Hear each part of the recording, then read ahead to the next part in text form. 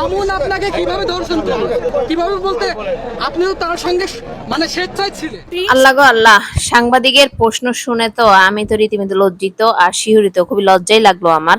সাংবাদিক ভরা মজলিসে এভাবে একটা প্রশ্ন করলো যে আপনাকে কিভাবে সে ধর্ষণ করলো।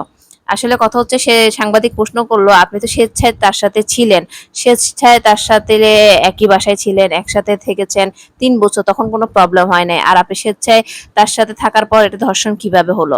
তো লায়লা তার কোনো উত্তর দিতে পারেনি, লায়লা মাথা নিচু করেছিল।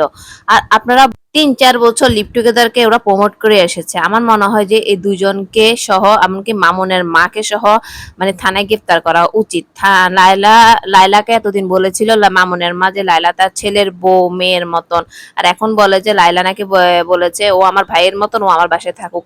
আরে মামুনের মা এক লুবি, মামুন হচ্ছে আরেক লুবি। আর লায়লার কথা কি বলবো, সে হচ্ছে ছেঁচড়া, বেহায়া, নির্লজ্জ।